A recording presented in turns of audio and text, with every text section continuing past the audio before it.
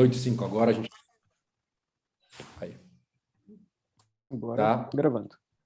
A gente começa... Então, vamos começar a introduzir o segundo webinar nosso. A gente fez um primeiro webinar clínico. A ideia é a gente fazer agora esse webinar cirúrgico. E mais para o final do ano, a gente vai fazer um think tank, enfim, vai fazer alguma coisa mais de reverberação. Então, aqui a ideia, a gente dividiu a programação em 3 blocos, tá? Cada bloco de 30 minutos. O que a gente estava conversando aqui mais cedo, na comissão científica, a gente tentou fazer uma coisa um pouquinho menos engessada, e como a gente está tendo muito evento, uma coisa que não fique mais palatável e, no final das contas, mais fácil da gente passar conhecimento, né? Então, a gente tirou a aula expositiva formal. Então, a ideia é que cada convidado, ou seja, um por bloco, vai fazer uma apresentação de um caso. A ideia, é claro, a gente discutir o caso, mas não ficar preso só ao caso. A ideia é que esse caso introduza o assunto, né? São 3 blocos com tema diferente. Cada bloco vai ter um moderador. Na sequência desse caso, a gente segue com debate em 30 minutos, né? Então, o bom do debate também é que a gente consegue encerrar no tempo, ou pelo menos encerrar próximo do tempo. Então, 2 pontos para os debatedores aqui e para os moderadores: a gente tentar manter os comentários em até 2 minutos, né? Foi um ponto que o Sakata levantou. Eu acho que fica mais dinâmico e dá oportunidade para todo mundo falar, e a gente não perde, às vezes, um comentário bacana que alguém poderia fazer e deixou de fazer, porque o outro, enfim, fez aqueles áudios de WhatsApp de 7 minutos. A segunda coisa, a gente vai tentar, como às vezes a discussão vai para vários lados, e eu comentei com eles aqui antes da gente abrir o webinar, a ideia aqui é pegar realmente quem está em formação, né? Pegar o fellow, pegar o residente, pegar, às vezes, o não especialista.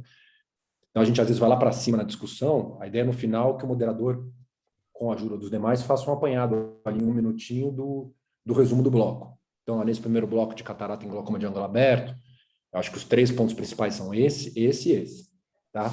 E a gente vai tentar seguir nesse formato. Vou agradecer todo mundo aqui que colaborou, o pessoal da comissão científica que está comigo aqui hoje, eu, Ricardo, Leopoldo, os demais da comissão científica estavam no evento anterior. Agradecer aqui aos palestrantes que sempre ajudam a gente aqui, todo mundo respondeu de pronto. Uma coisa que eu deixei para falar, isso talvez vai ser o nosso penúltimo evento dessa gestão, do webinar nosso. Antes, depois são cursos, né? Mas foi bacana, porque o azar que a gente deu de não poder fazer coisas presenciais, acho que a gente teve essa oportunidade de... foram dezenas de pessoas, eu sentei com a Beth essa semana para fazer uma lista, dezenas de pessoas que deram aula nesse webinar, né? Assim, dezenas de colegas de glaucoma. E assistir foram centenas mesmo. Se vocês entrarem lá no webinar nosso, lá da SBG, tem aula de campo visual com 11 mil visualizações, né? Então, assim, alguma coisa deu certo. Então, agradecer vocês aí. E já vou passar a palavra para o Magacho. Leopoldo, seguir com o primeiro bloco. Obrigado, pessoal. Pessoal, boa noite. Queria agradecer primeiro a presença de todos, né? O Thiago já fez essa parte com todos os panelistas. Então, já vamos dar início aqui para a gente ter bastante tempo para discutir, que eu acho que a ideia é essa mesmo, a gente ter um bate-papo bem informal sobre o caso, né? Queria chamar primeiro o Dr. Fábio Canadani, que vai falar sobre o manejo da catarata no glaucoma primário de ângulo aberto inicial, FACO ou FACO-MIGS e as LIOS nesses casos. Fabinho, por favor.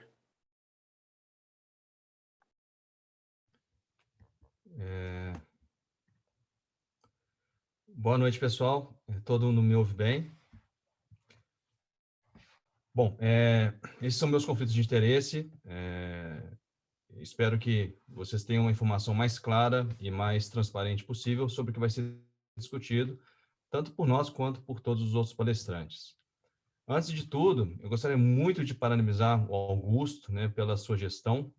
Nós tivemos a dificuldade da pandemia, o afastamento de todos, e, logicamente, a todos aqueles também que trabalharam em silêncio, contribuindo para que tudo desse certo. E a comissão científica, que foi brilhante, ela teve a capacidade de trazer um conhecimento super baseado em evidência, um conhecimento real, com prática, com experiência de cada um dos discutidores.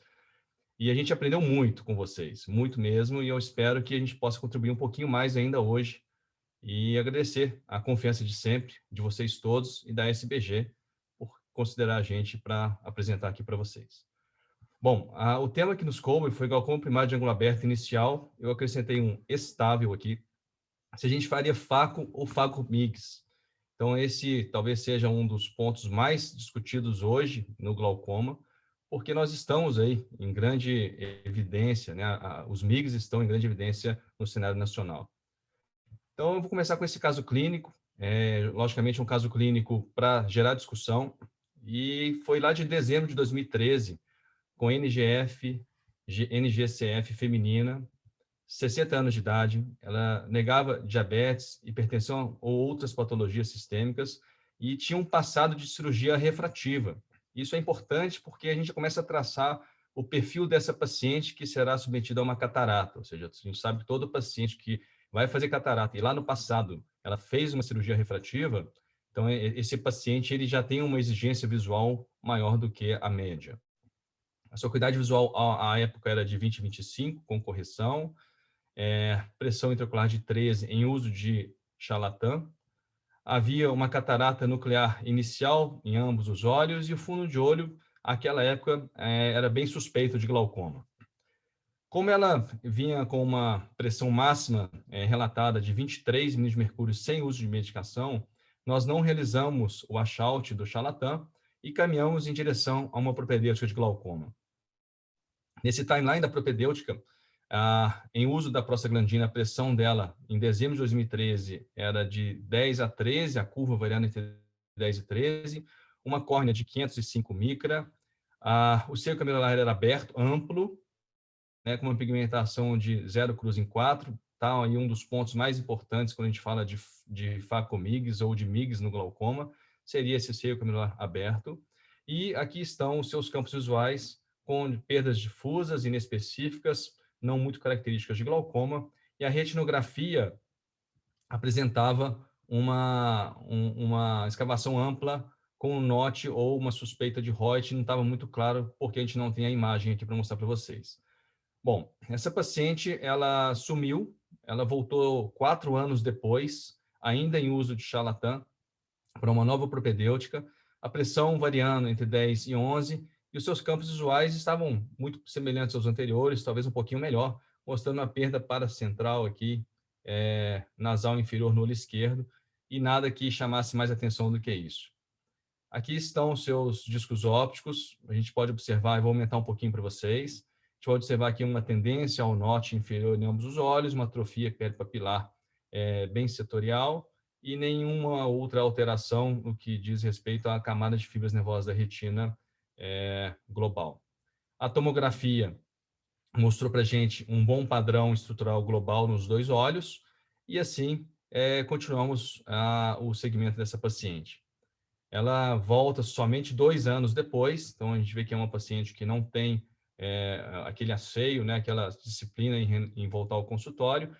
Ela relatava já em 2019 uma baixa visual importante nos 2 olhos, com uma acuidade visual corrigida de 20/40, e aqui estava, então, a biomicroscopia, olho direito, olho esquerdo, uma catarata nuclear significativa. Pressão variante 10 e 12 na curva, e o campo visual mostrando aí defeitos paracentrais superiores, um pouquinho periférico, um pouquinho na periferia, e sem sinais clássicos de progressão. A retinografia mantinha aparentemente o mesmo padrão e a tomografia de coerência óptica também. Então, vamos mostrar aqui uma comparação de 2017 para 2019. A gente observa no olho direito que não houve uma progressão pela retinografia e também não houve progressão nítida no olho esquerdo. De novo, do olho direito e aqui, de novo, o olho esquerdo. Sua tomografia também, a gente observa que à sua direita está o exame mais novo, não tinha sinal de progressão e um padrão muito estável em relação ao exame anterior. Então, o que fazer diante de um paciente dessa, né? Com glaucoma inicial estável, talvez um glaucoma pré-perimétrico, se fosse o caso, uma catarata nuclear grau 2 com indicação cirúrgica pela visão de 20/40, numa paciente com uma alta exigência visual, porque já tinha, inclusive, sido submetida a uma cirurgia refrativa e desejando a multifocalidade, ou seja, ela vem com esse questionamento no consultório pedindo a multifocalidade. Bom, a gente vai, então, sentar com essa paciente e fazer o nosso famoso chair time, ou seja, aqui que você discute com o paciente todas as possibilidades cirúrgicas, as possíveis complicações e os objetivos que a gente almeja. Então, a imprevisibilidade refracional ficou muito clara para ela, uma paciente que já tinha alterações corneanas por causa da cirurgia refrativa, uma possibilidade da diminuição da sensibilidade ao contraste com o uso de lentes multifocais, principalmente as lentes difrativas, a necessidade de um acompanhamento do glaucoma após a sua cirurgia de catarata, então isso foi muito enfatizado para a paciente, e se realmente valeria a pena buscar a multifocalidade diante de todas essas variáveis que a gente tinha. Então, após intensa discussão com a paciente, nós fizemos o cálculo, a paciente realmente decidiu fazer a cirurgia e ela queria correr o risco de uma cirurgia com lente multifocal, e assim foi feito. Então, após a cirurgia do primeiro olho, ela estava com a pressão de 8, sem medicação. Ela veio 12 dias depois, a pressão estava 7, já estava bem satisfeita com a visão de 20, 25 e uma visão para perto de J3 a 30 centímetros. A pressão foi para 11 milímetros de mercúrio e depois ela já estava ali, já em agosto, 2 meses depois, com a pressão de 11, e ela quis fazer a cirurgia, então, no olho direito, e nós fomos, então, para uma lente que teria um foco estendido. Rapidamente, não é ideia nossa mostrar técnica de cirurgia de ninguém, mas para quem não conhece ainda a trabeculectomia ab interno pelo KDB, Karouk Dual Blade, então a gente faz uma cápsula Rex, nesse caso, bem circular, por causa da lente multifocal. Os outros passos da cirurgia de catarata são iguais a qualquer outra cirurgia de catarata. Então, está um pouco acelerado esse processo aqui, para que a gente ganhe tempo. A aspiração das massas, né, o implante da lente. Nesse caso, não era lente tórica, e aí era só implantar a lente no saco capsular. A gente faz a rotação da cabeça do paciente, eu não altero a posição do microscópio, e não altero a minha posição de operar.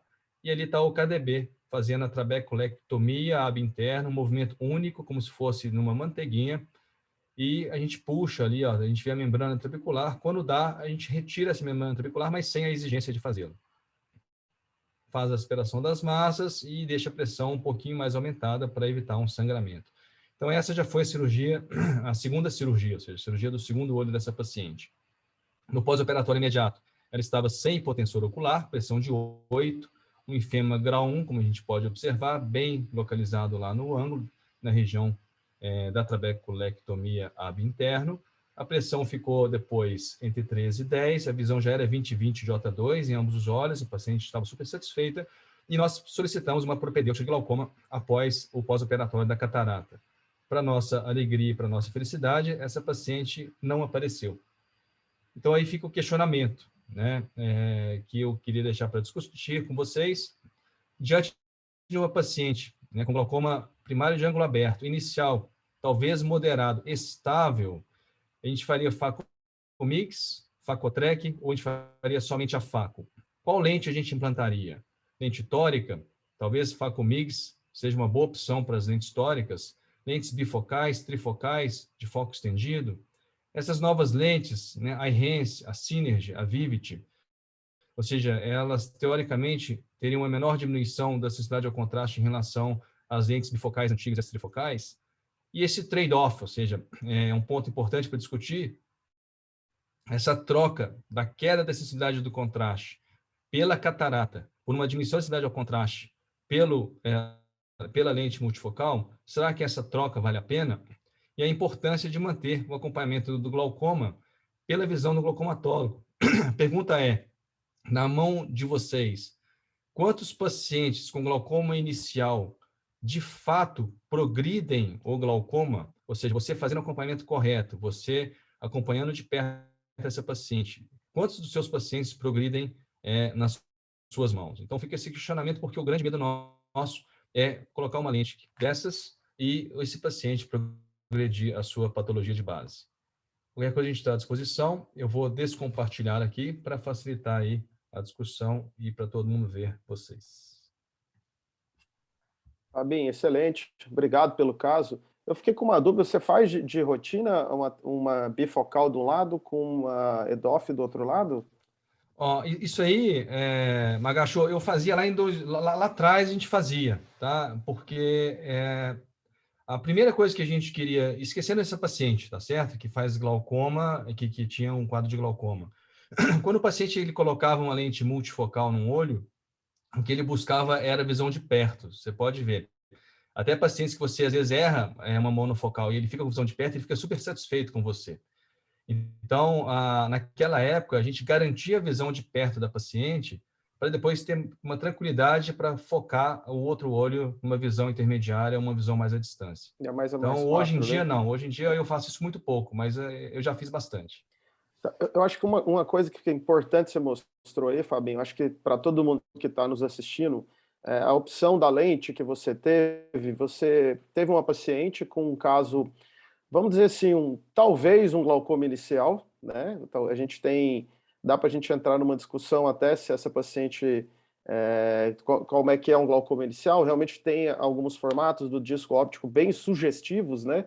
De glaucoma inicial, mas você vê um OCT normal, um campo visual normal, mas eu acho que o mais importante, você tem aí 6 anos de segmento dessa paciente, não vendo nenhum tipo de mudança em termos de exame, de segmento, para aí depois você pensar numa cirurgia com multifocalidade para um paciente com glaucoma e catarata de ângulo aberto. Então, eu acho que isso tem que ficar, talvez, o mais importante de tudo, e não aquele paciente que chegou no seu consultório, ó, preciso operar, e a gente fazer essa decisão. Então, acho que esse é o recado que eu vi aí, o mais importante. Outra coisa que eu queria dizer, eu não sei, depois eu quero ver a opinião do Tiago e do Ricardo. Eu, hoje em dia, paciente com glaucoma, pode usar uma droga. Eu não faço mais cirurgia de catarata isolada, né? Estou colocando glaucoma primário de ângulo aberto. Eu sempre associo os MIGs. É uma discussão de se é um stent, ou um Karouk, ou é um GAT, a gente pode fazer isso em outro momento, eu acho que não é o caso, mas hoje, pela previsibilidade biométrica, a gente está tentando aferir isso agora, porque você não mexe em esclera, você não dá ponto, você não tem uma incisão maior, então a gente tem uma excelente previsibilidade biométrica pela segurança e o que ele faz nesse tipo de paciente. Então, eu não sei, eu queria o Ricardo, o Thiago. Leopoldo, eu acho importante que você trouxe aí essas três técnicas, que é o iStent, o KDB e o GAT, que são 3 tipos de MIGs que têm que se diferenciar dos outros MIGs, que são subconjuntivais, Zen, PreserFlow ou supracoroidianos. Esses MIGs, que a gente chama de MIGs trabeculares, que é o KDB que o Canadani faz, o iStent, o GAT, são técnicas para serem usadas mais precocemente, e elas funcionam melhor nesses glaucomas controlados. Porque esses glaucomas controlados, eles têm uma boa viabilidade pós-trabecular. Então, eles têm uma boa viabilidade de canal de Schlein, canais coletores. Então, a viabilidade e a probabilidade de funcionamento dessas técnicas é muito maior se o glaucoma está controlado. O que você pode questionar é por que operar se o glaucoma está controlado? Por que operar o glaucoma? Né? E aí é que vem o fato mais importante, é que o colírio, se fosse um tratamento ideal, a gente não teria tanto glaucoma progredindo com o paciente usando o colírio. Né? O fato é que os pacientes têm dificuldade de usar colírio, é chato usar colírio. O Eu colírio, acho que muitas uma coisa vezes... importante, Ricardo, desculpa te interromper, se você morar aqui em Goiás, você vai entender o que é colírio para glaucoma. Nessa época do ano, que a umidade cai para 15%, 20%, talvez 50% do que eu escuto hoje em dia o paciente está controlado, está perfeito, às vezes, mas a superfície ocular dele está terrível. Então, assim, 1 segundo de boot, alguma coisa que você olha para ele e fala assim, não tem mais o que eu fazer. Então, E além isso que disso, você tocou é Leopoldo, importantíssimo. além da superfície ocular, existem algumas evidências na literatura fortes que mostram que o conservante, o BAC, do mesmo jeito que faz mal para a superfície ocular, faz mal para a célula trabecular. E ele agrava a trabeculopatia que o doente tem no glaucoma de ângulo aberto. Então, você pode, com o mesmo colírio que está afetando a superfície ocular, estar prejudicando a própria doença trabecular que o paciente tem. Então, a tendência hoje, nesses glaucomas mais iniciais, se você pode, é indicar tratamentos que vai diminuir a carga de colírio para ele para o resto da vida. E aí pode ser um SLT, quando o paciente ainda não tem faco para operar. Agora, num caso igual do Fábio, que ele mostrou, que eu acho que ele conduziu muito bem, a paciente queria multifocalidade, o paciente não tinha dano de campo visual, paciente tinha um glaucoma bem controlado com uma droga, eu acho que a escolha dele foi perfeita, por fazer um FACO-MIGS. Aí poderia ser um FACO-Stent, poderia ser um FACO-GAT. Eu acho que o GAT é mais agressivo do que as outras duas, então eu ficaria ou com o KDB ou com a stent. Na minha experiência, eu usaria o stent, mas o KDB substitui muito bem o stent nessa situação. Ricardo, eu vou colocar algumas coisas e já respondo o questionamento do Paulo Augusto aqui, tá? O Paulo Augusto comentou de SLT, né? Eu acho que aqui nesse caso em específico, acho que tem uma divisão bem clara, né? Então, com um paciente que eu já vou para o centro cirúrgico abrir o olho, né? Então, paciente que eu já vou deixar pseudofásico. Eu acho que aí, eu gosto dos dois, inclusive eu acho que o SLT é um MIGS, né? Talvez o mais acessível e o mais fácil, o mais democrático deles, inclusive em percentual de redução pressórica, é muito parecido. Mas para um paciente que já vai para o centro cirúrgico, talvez eu acho que não faça sentido. Agora, para aquele também o oposto, né? Pegar um paciente fásico, sem catarata, ele vai para o centro cirúrgico para tirar um colírio com Kahuck, vai na sala do lado e faz um SLT. Aí eu acho que a pergunta do Paulo Augusto seria isso. Falando do caso do Fábio, a gente estava falando isso antes de abrir aqui o webinar, né? Mas o Fábio mostrou o que é estabilidade de caso, né, Fabinho? Eu acho que esse é um problema. Então, às vezes o colega fala, o paciente está estável. Estável não é pressão, né? Ele tem um glaucoma leve, está com 16, está estável. Não sei se ele está estável, né? Então, estável é acompanhamento. Então, se você for falar em estabilidade, você precisa de alguns anos, né? E muitas vezes você não vai ter isso em mãos. Aí uma coisa que o Sakata gosta de falar é de lastro, né? Ele usa esse termo, eu roubei dele para mim. Mas lastro de nervo, lastro de medicação. Esse caso do Fábio é um caso, para mim, assim, é um caso excelente para você pensar em MIGS. Eu acho que eu não faço em todos, né? Eu tento, mas eu faço em muitos e muito mais do que eu fazia há 3 anos atrás. De bypass trabecular. Eu faço mais o KDB, Ricardo, por questão de acesso e custo. E de, enfim, familiaridade mesmo. Faço bastante mesmo. E é mais ou menos o que o Fábio mostrou. É um paciente de 17 com uma droga, que vira um paciente de 14 sem droga, ou um paciente de 18 ali com 2 drogas, que você tira uma e baixa a pressão uns 20%. Eu acho que esse é o foco. E para confirmar do Ricardo, eu acho que não é só o estágio da doença, Ricardo, o tempo de doença, né? Daquele teu trabalho de preditor de sucesso, vai ser um trabalho de GAT agora do Bruno, que toca nisso. Paciente com muito tempo de doença, bypass trabecular não funciona bem. Você fala, mas eu tenho um caso. Eu acho que é uma coisa que a gente ainda não consegue avaliar, que a gente fala assim, glaucoma leve a moderado baseado no campo visual. Mas na minha cabeça é glaucoma leve a moderado de doença trabecular e não de dano no campo visual. Porque a doença trabecular ela tem níveis de gravidade. Você tem o início, que afeta só o trabeculado, depois você tem o colapso do canal de Schlein, depois tem o colapso dos canais... Relacionado a tempo, provavelmente, né, Ricardo? Provavelmente ao tempo. E aí a gente não tem ainda um dado clínico muito certo que te fala, olha, isso aqui é um caso para isso. A gente vai usar maneiras indiretas. Indiretas é o tempo de doença, idade, é o controle com colírio, mas são esses dados indiretos que a gente vai usando. E o SLT ele funciona exatamente como o KDB e como um Kahuck, que é facilitar a passagem do humor aquoso para o canal de Schlein. Só isso. Mas a pergunta que eu fiz, alguém faz FACO só isolado? Eu concordo muito com o Thiago. Eu penso, na verdade, exatamente igual. Se eu estou dentro do centro cirúrgico com o olho aberto, não tem muito sentido a gente pensar em outro procedimento. Mas vamos supor esse mesmo caso, ele está super bem controlado, com uma droga. Alguém faria só FACO nesse caso? Então, eu faria só FACO nesse caso, mas deixa eu voltar uma coisa. Vamos voltar um pouquinho aqui, porque uma medicação só versus algum procedimento que possa mexer no seu trabeculado de uma forma definitiva, como um GAT, um KDB, eu ficaria um pouco receoso no meu olho, sendo que eu poderia aí usar um colírio, e se eventualmente a pressão reduzir e depois ela começar a subir depois de um tempo, eu posso fazer um SLT. Então, eu sou mais é o contraponto aqui, tá? Cada um vai ter uma opinião e o que fazer, mas eu ainda sou muito nessa linha do menos para o mais, né? E o menos aqui, na minha opinião, é o SLT, tá? Eu acho que esse é um ponto. Mas eu queria voltar só um pouquinho. Eu vou ser um pouquinho chato com o Canadani. Eu não sei se esse paciente tem glaucoma, para ser sincero. Na verdade, essa escavação, ela é bastante suspeita. Ela parece quase um notch aí, tá? Temporal inferior. Os primeiros pontinhos que você chamou na região paracentral, eles são inferiores, não são superiores, né? E tem uma incongruência muito grande entre esse aspecto do nervo e o OCT. Então, para ter aquele tamanho de escavação, eu esperaria alguma coisa no OCT. Então, talvez essa estabilidade do quadro é simplesmente porque essa paciente talvez não tenha glaucoma, né? Mas isso é um ponto só para a gente chamar a atenção aqui, né?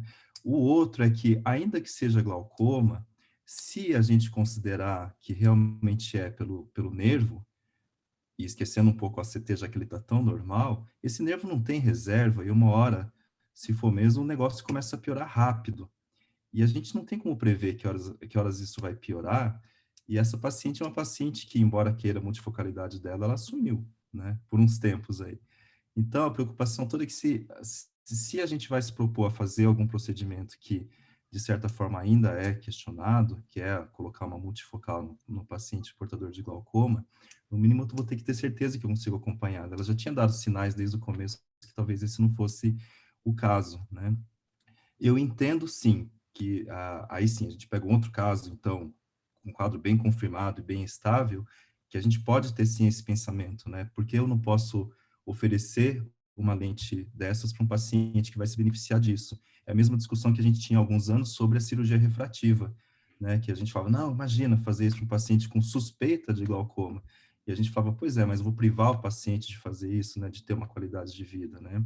Mas eu acho que no momento ainda é algo para a gente pensar com bastante cuidado. Deixa eu jogar uma pimenta para você, Rata, já que você está tocando no assunto. Qual que você... inclusive uma pergunta mesmo. Porcentagem de pacientes que chegam com campo visual... Eu tive, como eu comentei, eu tive a mesma dúvida que você. Falei um talvez glaucoma, né? Mas o que eu queria te perguntar era o seguinte, qual que é a porcentagem de pacientes que chegam no seu consultório, glaucoma inicial, chegou, você fez o diagnóstico, tratou, uma droga, você vai seguindo. Quantos por cento que eles mudam? Ou seja, a esquela inicial, de repente, começa a ficar grave depois de 6 anos. Você acha que isso é frequente? Porque muitas vezes a gente... Deixa eu só te explicar o motivo. A gente vive isso. E se esse cara piorar? E se eles piorar? E nós temos uma multifocal. Então, quantos e se a gente deixou de beneficiar o paciente de uma independência do uso de óculos, num caso inicial, um caso hipotético inicial, você está paciente com 70 anos, sei lá, 65 anos, que você já vê há 7, 8 anos, ele usa uma droga, é um glaucoma inicial muito discreto mesmo, não tem comprometimento, ou seja, essa chave vira, e quantos por cento ela vira? Ou seja, será que a gente não está deixando de beneficiar esse paciente específico com um receio que esse glaucoma possa virar? Então, essa é a pergunta que eu queria, inclusive, não só para você, para quem quer achar que essa é a resposta.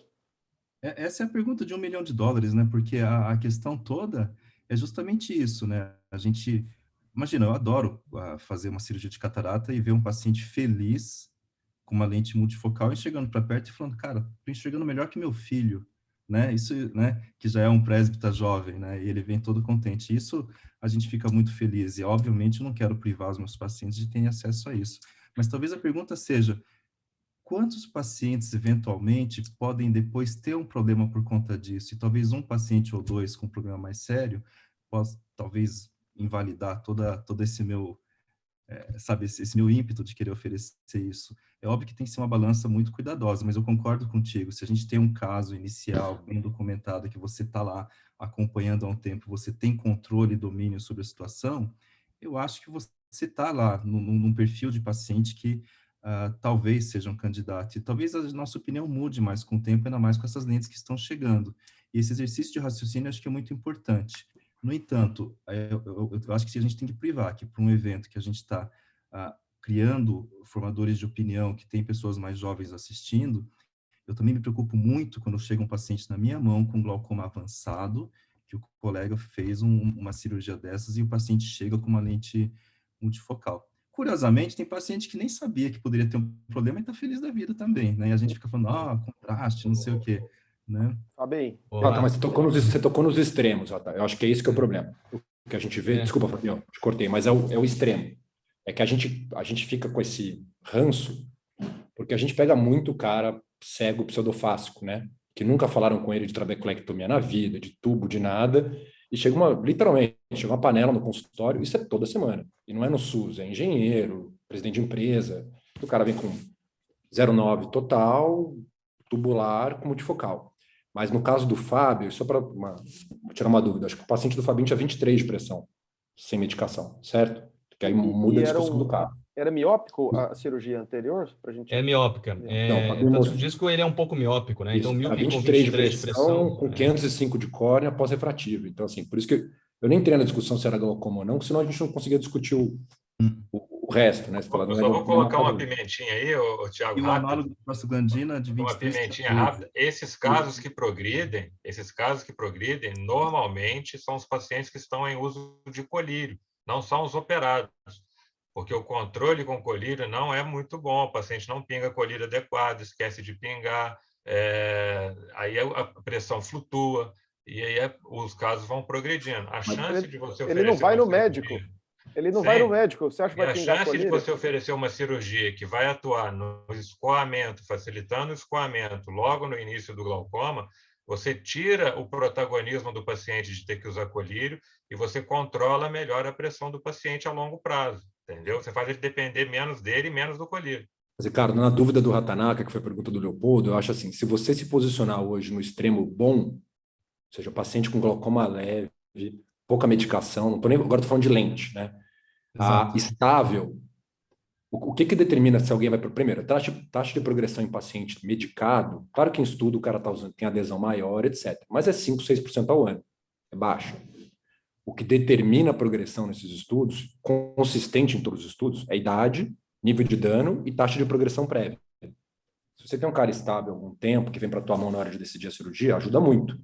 Porque se ele já vem numa taxa de progressão lenta ou não progredindo, para resolver a questão.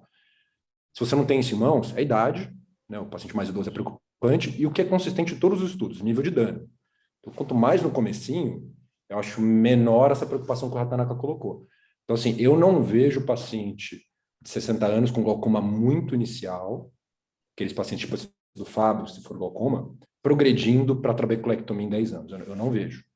Assim, glaucoma primário de ângulo aberto. Aí pode entrar em outra seara. Então, nesse paciente eu coloco multifocal, no resto eu nem discuto. Fabinho, vamos, Só dois minutos para a gente encerrar aqui.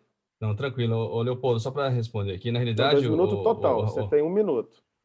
O Rata, pressão de 23 no paciente com escavação, para mim, com uma forte tendência ao norte ali. Mesmo que o CT venha normal, para mim, ali realmente é um quadro, no mínimo, suspeito forte, tá? E lembrando que a multifocalidade nesses casos, tanto em glaucoma inicial, moderado ou o que for, ela é uma exceção, tá? Eu acho que ela não deve ser a regra, tá? E isso é um ponto muito importante. É um caso muito pontual de um paciente que chegou exigindo isso para você. No meu paciente de glaucoma, eu nem ofereço a multifocalidade, porque eu acho que não deve. Então, assim, é uma exceção da exceção, talvez. Tá? Então, só para ficar claro isso aí. E eu acho que essa reunião do webinar, né, Nipo brasileiro, acho que a ideia era criar uma discussão, acho que foi dentro do que a gente queria, né? Acho que a ideia é fomentar esse conceito, esse conteúdo para quem está Eu acho que tem que ficar algumas coisas... Desculpa, Thiago, pode ir. Só um ponto. A gente falou de progressão, lembrar que assim, a Vilma colocou do MGT aqui, né? Lembrar que a gente não tem trabalho bom de follow-up longitudinal em paciente como esse teu, Fábio. Só glaucoma inicial, seguido por anos e taxa de progressão ao longo do tempo. A gente costuma tratado, né? A gente costuma citar o MGT é tudo menos glaucoma inicial, né? Ele é glaucoma recém-diagnosticado. O MD, o corte de MD para entrar no MGT era menos 16 decibéis. Então, você podia ter menos 15 de MD que você entrava no MGT. Então, assim, a gente não tem um estudo de glaucoma inicial. Esse tal paciente é quase hipertenso ocular, né? Então, assim, é bem tranquilo, na minha opinião, de botar o multifocal nela. Que a pergunta que eu fiz, eu concordo também. Eu penso igual a você. Eu acho que a gente tem que deixar algumas coisas aqui bem claras desse caso, Fabinho. Isso que a gente tocou, eu acho que a lente vem muito, todo mundo aqui que mexe muito com catarata e glaucoma, a gente recebe todo dia gente que tem vontade de chorar, com escavação total, usava 3 drogas, desenvolveu catarata, tinha indicação para fazer facotrec, fizeram uma faco, colocaram uma lente trifocal, enfim. E aí descontrolou e te manda. O que a gente tem que deixar é que são indicações de exceção. Ou seja, indicação onde você tem um paciente bem controlado por um tempo longo em casos semelhantes ao do Fábio.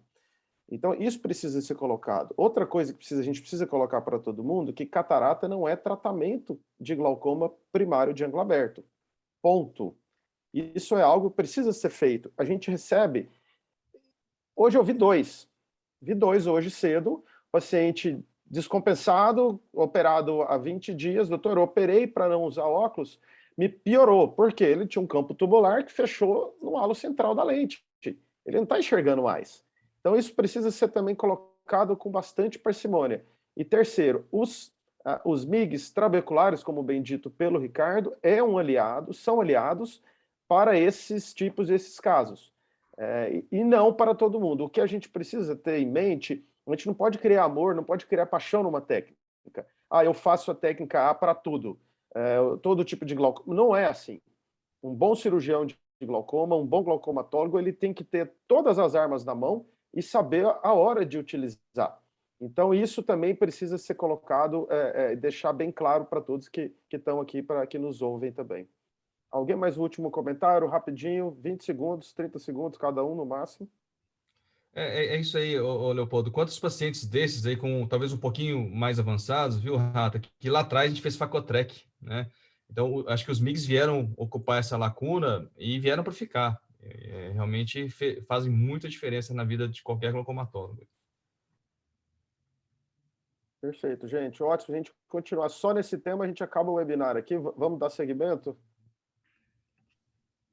Pessoal, a gente vai para o segundo bloco. Leopoldo, acho que você fez o fechamento aí, era o que a gente queria, né? Deixar a mensagem final, a gente combinou entre a gente aqui no final de cada bloco, o moderador dá essa fechada. A gente vai para uma parte agora que talvez seja um pouco mais preto no branco, mais fácil, né? Que é glaucoma de ângulo fechado. Vou chamar o Lissandro para começar a apresentação dele, depois a gente abre para o debate, igual a gente fez nesse primeiro bloco. Legal, Thiago, obrigado, boa noite a todos, compartilhando a tela. Em primeiro lugar, agradecer a CBG, né, o Thiago, Augusto, Leopoldo, Canadani, todo mundo da diretoria, Jair, Suzuquinho, Alexandre, né, uma diretoria super legal da CBG, pelo convite e pelo desenho, né, de a gente discutir mais do que apresentar, né. Então, nesse sentido, o caso vai ser rápido, um caso real que depois a gente vai tentar jogar algumas pontos, né, para discussão. Então, manejo da catarata no glaucoma primário, ângulo fechado, Faco ou Facotrec. Deixa eu tirar aqui a câmera. Então, aqui é uma paciente feminina.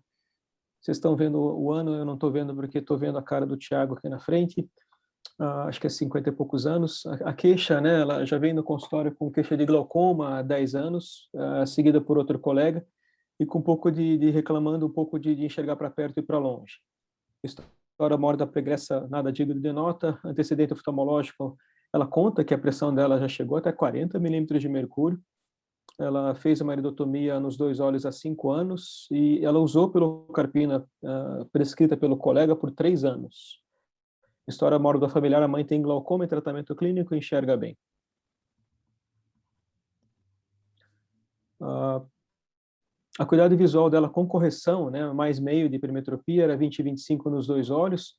Biomicroscopia, a gente observava uma cama central intermediária, central, né, e periférica rasa nos 2 olhos, 2 iridotomias em cada olho patente, feita antes de chegar na nossa clínica, e a presença de senéquias posteriores nos 2 olhos. A pressão no Goldman era 17/15, a paquimetria 520/526, e ela veio usando a bimatoprostatimolol brimonidina separado e Diamox meio comprimido 3 vezes por dia já há 1 ano. Né? A nossa conduta frente a esse caso foi acrescentar uma dorzolamida, uma combinação fixa de dorzolamida com timolol, e ainda mantivemos o Diamox meio comprimido 3 vezes por dia. Ela volta no consultório. Com queixa de, às vezes, ela reclama um pouco de parestesia em membro superior e membro inferior. A gente fez um teste sobre carga hídrica, a gente costuma fazer isso no nosso consultório, sobre a medicação que ela estava, no tratamento clínico máximo, praticamente. E a pressão de 18 e 17 teve um pico de 26 e 27 aos 30 minutos, dilatado, a pressão até não subiu muito, né? Dilatado só com uma gota de midriacil. A agonoscopia era visível, tetrabeculado posterior, às vezes, em algumas partes até início do esporão escleral, uma entrada estreita e pigmento duas cruzes. Na indentação, o ângulo abria até o esporão escleral e não havia agonosinéquias. A biomicroscopia dilatada observava uma catarata nuclear cortical, uma cruz, e a gonodilatada mostrava a posição extrabecular no quadrante superior e nasal, trabeculada posterior no quadrante temporal, e inferior dava para ver ainda o início do esporão escleral, mas com a entrada bem estreita. Essa 1BM que ela trazia com ela, né, solicitada pelo outro colega, pós-iridotomia, e tinha áreas com contato, né, áreas sem contato e áreas com contato baixo, né, eles encostavam ali no começo do trabeculado. Esse era o nervo dela, de um dos olhos dela, que estava com a foto melhor, a escavação um pouco pintada de rosa, mas um campo visual ainda normal, praticamente normal, GHT normal. Microscopia especular e a ecobiometria, né? Já fazendo o contraponto do que foi discutido do outro lado, a LIU, né? A esférica monofocal com esses valores. Então, em resumo, uma paciente feminina, 54 anos, com glaucoma de ângulo fechado pré-perimétrico, provavelmente, uma catarata inicial 20/25, uma pressão, de acordo com a sobrecarga hídrica com mau controle, 26 e 27, sob tratamento clínico máximo, inclusive de Amox. O ângulo, né, trabeculado posterior visível, boa parte do ângulo, redentação sem sinéquias, abre até o esporão escleral. E a severidade do glaucoma, se a gente for classificar, né, um glaucoma que a gente pode até falar pré-perimétrico inicial, porque não havia defeitos no campo visual 24/2. E a ideia aqui, Thiago, é jogar um pouco mais de pimenta, né, qual seria a conduta nesse caso, né, num caso como esse, e um caso hipotético onde o ângulo, né, a gente viria o trabeculado anterior em 3 quadrantes e na indentação não abre, quer dizer, o que muda do caso apresentado para o caso hipotético é que tem bastante gonosinéquia. Eu, colocando um pouco mais de pimenta na discussão, em vez de um glaucoma inicial, um glaucoma avançado com ameaça à fixação central, como, por exemplo, hipoteticamente, né, a fins educacionais, um caso como esse. Pontos para discussão, né, faco isolada, faco-trec, trec isolada seguida de faco, os parâmetros que devem nortear a nossa decisão clínica, a severidade do glaucoma, pressão, tratamento pré, a agonoscopia, né, os mecanismos de fechamento angular e a extensão de sinéquias. E se tiver tempo, se vale a pena ir para a agonosinequiálise e para MIGS. Na sequência, a gente tem a evolução desse caso, né, frente à conduta, de maneira bem rápida, Thiago, mas acho que a gente pode abrir para discussão agora, né? Cata, você que sabe, se quiser terminar o caso, termina, e a gente abre para discussão. Se quiser já discutir agora, e como você achar melhor. Não, pode discutir, então. Discutir. Você quer que comece discutindo o caso que você apresentou ou hipotético? Acho que pode ser, né, que daí ele preenche todos o contínuo, né, de decisões que cada um pode ter, né, um glaucoma inicial, ângulo estreito sem gonosinéquias, tá. Um glaucoma inicial com gonosinéquias, um glaucoma avançado com sem gonosinéquias. Então, começar a discussão, começar o caso mais tranquilo. Então, um caso com ângulo mais favorável, como o Sakata colocou, sem dano funcional importante, o caso ali praticamente pré-perimétrico, mas com a pressão alta, os custos de medicação e de Amox, certo? O caso que você mostrou. Ricardo, faco ou facotrec? Olha, diante dessa pressão descontrolada, que pico de 26, usando de Amox, 3 comprimidos por dia, eu faria uma facotrec, tá? Mas como o glaucoma é muito inicial, eu tentaria deixar a facotrec um pouco mais fechada do que o normal. Talvez fechar mesmo a trec com a possibilidade de depois tirar o ponto e fazer ela funcionar no pós-operatório, ou deixar só o efeito da faco, né, para esperar para ver como é que vai ficar. No caso de um glaucoma mais avançado, já com gonosinéquia e tal, eu acho que eu já faria uma facotrec para funcionar logo no início da cirurgia. Para deixar claro, a facotrec, quando eu faço num caso porque eu quero fechar com a possibilidade de funcionar depois, eu aperto mais os pontos e vou soltando os pontos na medida da necessidade. Que aí tem casos que eu posso deixar a trec totalmente fechada e só o efeito da faco. Alguém encararia só faco nesse caso, não? No primeiro caso, né? Assim, ângulo ainda razoável. Se bem que o Alessandro colocou só um ponto, né? Ele colocou uma questão bem assim. É um caso que você consegue, enfim, visualizar a malha trabecular sem muita sinéquia, mas que do ponto de vista de pressão e medicação é o olho te contando que a malha trabecular foi embora, né? Talvez por contato posicional prévio ali, né? Porque Diamox, tudo isso de medicação e 27 de pressão ali Ali no está teste tudo provocativo. colapsado, o canal Tilem está colapsado nesse caso. Mas, Leopoldo, manda bala. Então, sim, vamos voltar atrás aqui. Como no caso inicial, eu não consegui ver na foto uma lesão glaucomatosa que o Lisandro descreveu. Eu achei um nervo praticamente normal desse olho.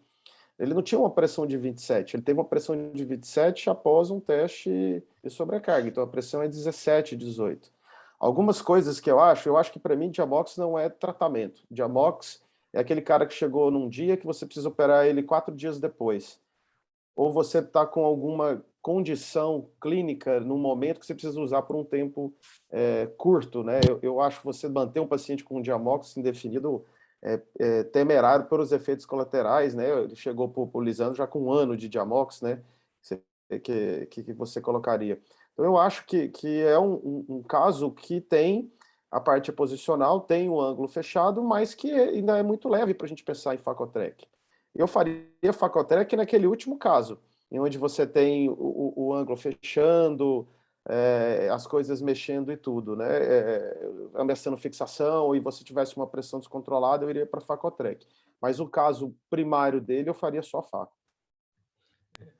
Rapidinho aqui, Thiago, só para complementar, Claro. eu concordo com o Magacho. O importante é combinar com o paciente, talvez. Se você puder fazer com esse paciente um combinado e fazer a faco nesse primeiro olho, falar, olha, se a pressão subir e eu não conseguir abaixar, a gente topa ir para outra cirurgia de glaucoma imediatamente. Se o paciente topar isso, é tranquilo fazer uma faco. Agora, se for aquele paciente que vai fazer só uma cirurgia na vida e tem tudo para fazer só aquela, aí eu iria com o Ricardo e faria uma facotrec, ou seja, talvez esse paciente não tenha a chance de fazer um segundo procedimento. A pressão abaixou só com a faco, no segundo olho, só a faco. A pressão não abaixou com a faco no primeiro olho, no segundo olho, facotrec. Eu acho que isso tudo depende ali do tete-a-tete no consultório, que faz muita diferença, e da condição do paciente ir para um segundo procedimento, caso seja necessário. Eu vou dar minha opinião antes de passar para o Ratanak e vou colocar uma coisa mais difícil para ele depois. Eu, Thiago, né? O primeiro caso eu faria Faco, o segundo Facotrec. Mas estou partindo em condições que eu tenho. Claro, estou falando, generalizando. Paciente que eu tenho condição de fazer uma trabeculectomia, caso seja preciso depois. Por quê? A maior probabilidade é eu não precisar. Dependendo da pressão alta que eu quero para esse paciente, esse é um paciente que eu estou tranquilo se ele ficar, por exemplo, com 16, 17 de pressão. Não preciso de 12 nesse primeiro caso, né? E tem literatura para isso, alguma coisa ali entre 15%, no máximo 20% desses pacientes vão precisar de trabeculectomia uns 2 anos depois disso. Tá? Agora, é um segmento curto, em que eles definem glaucoma controlado e não controlado. O Sakata sempre coloca esses estudos na aula dele, eles definem pela pressão.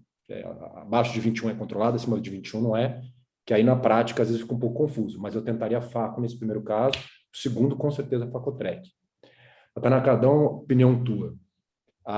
Eu não quero fazer só a Faco, eu acho que o Facotrec é muito.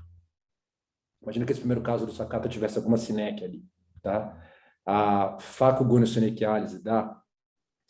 Faco, se não tivesse SINEC, Faco MIGS, vale a pena tirar o cristalino e colocar um stent, tirar o cristalino e fazer um KDB? Te falei que a tua ia ser mais difícil, né? Então, bom, primeiro, eu estou bem alinhado com o Canadani aí na questão da Faco, acho que você também, né, do primeiro caso entrar com uma Faco, aí depois na segunda opção que o Sakata deu, já pensar numa Facotrec, né, e deixar explicado para o paciente que se eventualmente a pressão não fica bem, paciência, algum outro procedimento, né. A questão toda que eu acho que você está jogando aqui é o seguinte, aí a gente tem que abrir em dois leques. O primeiro tem um pouquinho de sinéquia se você vai fazer goniossinequiálise. É uma opção? É uma opção. A minha dúvida, isso é a dúvida de acho que quem pensa em goniossinequiálise, é o quanto que ainda vai dar tempo de você tentar salvar essa malha trabecular. Então, assim, se tem, eu vou fazer a faca, eu já vi que tem alguma sinéquia, que não seja extensa. Eu acho que mal não vai fazer você jogar um viscoelástico ali, dar uma espatulada e tentar, de certa forma, fazer uma abertura a mais, né? Mas eu não ficaria só confiante nisso como ponto que iria controlar a pressão desse paciente, tá? Agora, vamos lá. Você você faz um procedimento e você, teoricamente, desaba todo aquele local, e você tem uma abertura do ângulo, você enxerga uma malha trabecular, você está vendo o acesso ali, você talvez falasse, bom, então vou colocar um stent aqui, vou fazer algum, algum procedimento aqui angular. A minha dúvida é se o que você está vendo no intraoperatório, ele vai representar o que você tem no depois. Eu acho que esse é o ponto. Você está lá com viscoelástico, alta densidade ali dentro, então, de certa forma, o que você está vendo no intraoperatório, talvez não seja exatamente o que você vai ter depois, tá? Então, é por isso que talvez nesse intraoperatório, eu particularmente não faria. Mas olha só que curioso, eu já fiz em algumas situações, como essa da primeira opção do Lisandro, uma faco, e que depois eu enxergava melhor o ângulo, eu via a malha trabecular, e eu fui para um SLT. Né? Então, fazendo uma analogia, se eu fui para um SLT, eu poderia fazer algum outro procedimento angular, um MIGS aí, por exemplo. Tá? Então, tudo depende do acesso que você vai ter. Tá? Mas, de novo, naquele intraoperatório, naquele momento, eu tenho dúvida se o que eu veria na agonia intraoperatória seria já condizente com a realidade mesmo, a ponto de já fazer um procedimento no mesmo ato. A minha dúvida, na verdade, eu queria até saber, algumas vezes eu já fiz, eu entro com o próprio Kahoot lateralizado, faço a goino Sineca e uso o Kahoot para fazer. A dúvida que eu sempre tive, a pergunta é o seguinte, a pressão abaixou, tudo bem, ele abaixou porque a gente associou o Kahoot ou por causa que fez a catarata? Essa é uma dúvida que às vezes será que nós estamos fazendo um algo a mais? Será que é necessário esse algo a mais para esse paciente? A gente tem bastante trabalho mostrando que a remoção da catarata vai reduzir bastante a pressão desse paciente. Mas às vezes a gente vê agora que a pressão não está tão controlada, esse caso do Sakata está moderadamente, um nervo bom, às vezes a pressão está lá 24, 25. Esse mesmo caso, continua sendo bom. O nervo bom, as coisas estão boas, ele não está com diamox, mas a pressão está 25. Aí a gente fala, será que vou fazer só catarata? A gente ainda fica com aquela coisa, vamos fazer alguma coisa mais para o paciente? Eu acabo usando o próprio lateral do Kahoot, eu acabo usando mais o Kahoot nesses casos, a gente faz o Kahoot, pressão de 9, 10 no pós-operatório sem medicamento, e a pergunta que é o Kahoot, é a catarata ou as duas coisas? Pô, eu vou te dar uma opinião, né? De literatura, tem alguma coisa só com a stent, e assim, porque eu lembro um trabalho, tá? Faco em glaucoma de ângulo fechado, tentando avaliar benefício. Tem um trabalho de Kahoot que eles, sem querer ou por querer, misturaram os glaucomas de ângulo fechado no meio, o Fabinho conhece, misturaram os glaucomas de ângulo fechado no meio do grupo do Kahoot. E aí a redução pressórica foi super importante, né? Porque aí, com certeza, pelo benefício a mais de estar extraindo cristalino no olho com glaucoma de ângulo fechado. Assim, de literatura, eu acho que o impacto da remoção do cristalino no paciente com glaucoma de ângulo fechado, que não tem SINEC existências, é tão importante que eu acho que sobrepuja os MIGs de bypass trabecular, falando aqui talvez na minha opinião, tá? Falando de Kahoot e de stent. GAT, eu acho que entra num estágio a mais ali, né? Mas, e mais uma vez, dando suporte para só fazer a faco nesse primeiro caso. Mesmo em glaucoma primário de ângulo fechado mal controlado, a diferença pressórica do grupo da Facotrec para o grupo da Faco é pequena, tá? Não é que um grupo fica com 20 e um com 12. Um grupo fica com 12 e um com 15. São diferenças pressóricas pequenas. Para esse paciente que não tinha um glaucoma avançado, eu com certeza tentaria a Faco, tá? Se você parar para lembrar que todas as tuas complicações de TREC foram em glaucoma primário de ângulo fechado também, eu não saio fazendo muita TREC feliz em glaucoma de ângulo fechado. Se eu consigo todas as minhas complicações foram em glaucoma de ângulo fechado, né? Então, não sei. Com certeza o segundo caso foi Facotrec, esse primeiro, e eu não faço MIGs em glaucoma de ângulo fechado, tá? Eu não associo. A minha opinião é a mesma sua. Faco no primeiro e Facotrec no segundo. A gente estava mudando um pouco um caso, né, hipotético aí que o Sakata colocou várias opções. Né? Eu concordo com o Ratanaka em relação ao que a gente vê no intraoperatório e no pós-operatório, porque eu já fiz Faco MIGS. Hoje eu atendi uma paciente que a gente fez em glaucoma de ângulo fechado, onde o ângulo abriu bastante durante a cirurgia, né? Agora, a gente tem que lembrar que na condição que a gente está operando, a gente coloca viscoelástico, a gente abre esse ângulo forçadamente, e que isso talvez não seja o estado natural e a posição da íris do cristalino no paciente no consultório. Então, eu estou com Ratanaka nisso. Às vezes a gente faz, mas no pós-operatório a gente vê que o ângulo ele fecha um pouquinho e tem mais chance de ter sinéquia também. Ricardo, você que faz bastante iStent, você tem caso, não? Eu já forcei colocar stent em glaucoma com cirurgia combinada com glaucoma de ângulo fechado e arrependi, que depois deu sinéquia. Por quê? Porque quando você está no intraoperatório, você tem um componente, no pré-operatório, você tem um componente cristaliniano que te atrapalha um pouco a avaliação ideal do ângulo. Então, às vezes, o paciente tem um componente de íris em platô ali que você não consegue identificar direitinho, porque a catarata está atrapalhando. E aí, depois, quando você está no intraoperatório, você acha que o ângulo abriu completamente, mas é porque você está empurrando tudo para baixo ali com viscoelástico. E depois, quando você tira o viscoelástico e volta à anatomia normal, aquele componente em platô volta um pouquinho que está ali, e aí eles aproximam muito ali do trabeculado de novo. Então, eu não faço um glaucoma de ângulo fechado, eu acho que retirar o cristalino, uma coisa que eu faço de rotina, quando eu tenho glaucoma de ângulo fechado para operar catarata, eu faço a medida da flecha cristaliniana pelo OCT, para eu ter uma ideia de quanto que vai aplanar a íris ali, quanto que eu vou ter a retirada do cristalino, quanto que vai ajudar nessa parte. Então, isso me ajuda a escolher se eu vou fazer só a faco, se ele tem um componente facomórfico importante, se ele não tem. Como eu digo, eu acho que é muito difícil você pegar o paciente, fazer a faco e logo depois ter que fazer uma TREC. É muito desagradável você ficar levando o paciente 1, 2 vezes para o centro cirúrgico num período muito próximo. Se esse caso inicial dele tivesse um glaucoma já bem controlado, inicial controlado, eu faria só a faco com certeza, tá? Mas ele estava com pressão de 26 detectada. Se foi no teste de sobrecarga hídrica ou não, não importa, mas eu fiquei sabendo que ele teve um pico de 26. Isso, para mim, é significativo nesse ponto. E aí eu talvez fizesse já uma TREC, mas sabendo que eu vou fechar mais essa TREC e eu só vou abrir ela se eu realmente precisar. Sakata, você quer apresentar? A gente tem mais pouquinhos minutos aqui. Você quer apresentar a evolução do caso, não? Sim. Então, alguns comentários que talvez seja legal a gente fazer. Até são vários os pensamentos, né, as mensagens que a gente tem dos vários colegas que falaram. Bem rapidamente, né, o pós-operatório, a faco foi tranquila nos 2 olhos, né, a gente fez faco isolada, já vamos discutir rapidamente, visão 20/20 para perto J1 lento.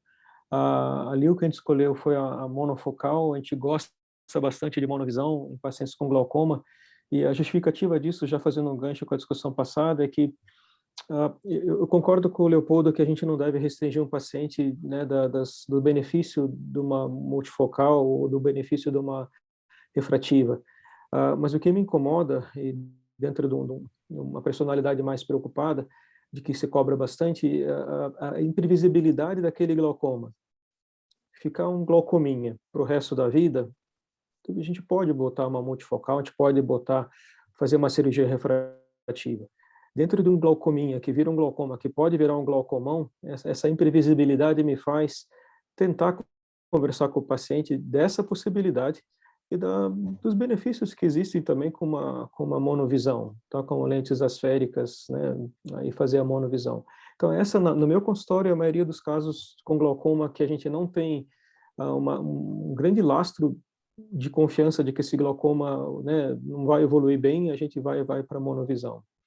O ângulo abriu até a esperança escleral, né, não tinha mais entrada estreita, não tinha gonosinéquia, abriu de fundo mantido até o 4 meses pós-operatório.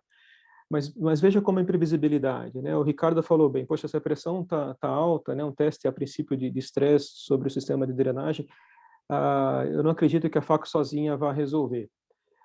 E de novo, tá? A imprevisibilidade que a gente tem sobre a resposta de cada olho frente a um procedimento, seja faco, não glaucoma de ângulo fechado, seja de uma cirurgia minimamente invasiva, né? O trabecular bypasses que a gente tem, me faz ainda ser conservador e ser ainda como Hatanaka, da gente tentar fazer, mesmo indo para uma faco, entre aspas, perder a oportunidade de trabalhar esse ângulo e ver como esse paciente evolui. A grande verdade, Leopoldo, talvez é que muitos dos pacientes no teu consultório passam 5, 6, 7, 8 anos sem progredir. Primeiro porque você é um bom glaucomatólogo, você está ligado em tudo. E a segunda coisa é que uma parte dos pacientes com glaucoma, eles vão bem para o resto da vida, graças a Deus, né? Porque senão a nossa vida é só um inferno. A gente, como especialista, vê muitas vezes alguns casos indo mal, e o que a gente vê mais, né, são pacientes que foram acompanhados em outros locais e que chegam para a gente numa situação ruim. Então, eu compartilho da ideia do Hatanaka de que a gente deve ir do menos para mais. Se o paciente tem que fazer uma faco pela catarata visualmente debilitante, eu faço só a catarata, manter ele com colírio, e se a gente vê o paciente progredindo, é um conceito que vai contra, né, essa proatividade do tratamento do glaucoma, a gente vai sim, daí coloca depois, faz um standalone, Ricardo, e eu coloco, se eu quero colocar um bypass trabeculado, eu faço isso depois, quando eu vejo que a coisa está indo mal. Os dois jeitos de pensar, proativo, evitar, mas eu tenho na cabeça que boa parte dos pacientes não pioram, né? Dentro do pool de pacientes que a gente tem no consultório, glaucoma pré-perimétrico, suspeita de glaucoma blá com colírio mesmo, e se a coisa começa a ir para um caminho ruim, aí sim se vale de todas as armas para ir. Então, olho esquerdo, a pressão ficou boa, 12,17, a gente tirou prostaglandina no pós-operatório, colocou corticoide, obviamente, a pressão teve um pico de 23, 24 na terceira, quarta semana, mesmo após suspensão do corticoide, 16,22, sem prostaglandina ainda. Mas olha o direito, Ricardo, flutuou entre 21 e 27, mesmo sem corticoide no dia 14, no pós-operatório de um mês, a pressão chegou a 32, com timolol, dorzolamida, brimonidina e diamox. E daí a gente colocou prostaglandina.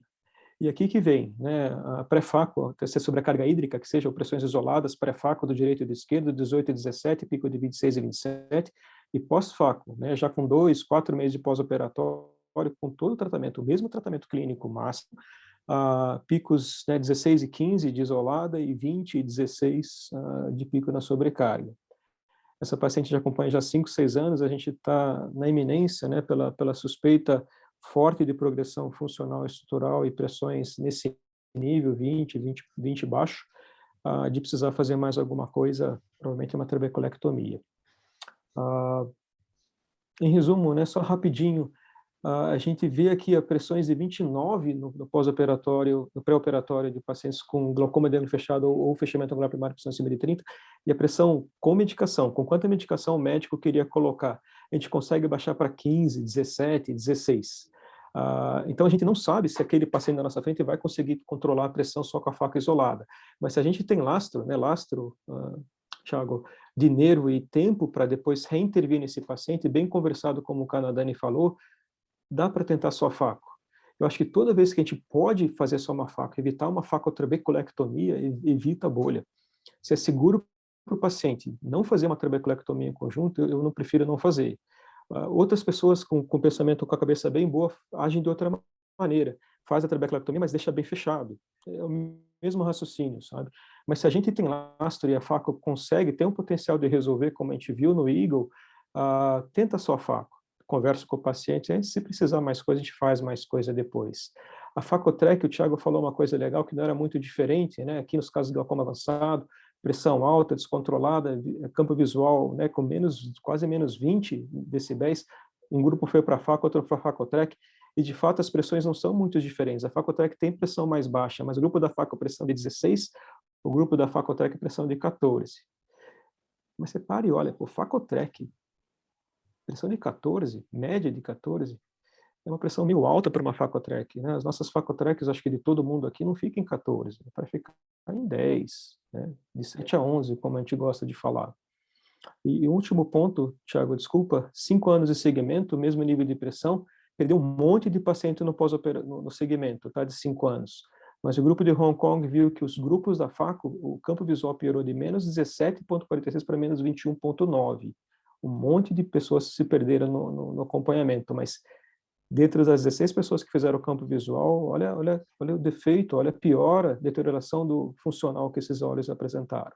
E no facotrabeculectomia, né, foi para menos 14 para menos 16 só. Então, a ideia é do lastro, né? A gente não sabe quando a gente precisa ir no facotrabeculotomia. Todos vocês que estão assistindo, vem aquele paciente que você fala, poxa, eu faço só faco ou facotrec? E a ideia é essa, que infelizmente os critérios para aí, dos casos que a gente precisa ir para a facotrec não estão bem definidos, mas eles provavelmente devem considerar a severidade da doença. Se a gente tem um glaucoma avançado, não tem lastro, e se o paciente não controla a pressão, ele vai ficar cego, aí não dá para voltar atrás, peca por excesso, faz uma facotrec, ou até fecha, igual o Ricardo falou, deixa mais fechadinho e abre se necessário.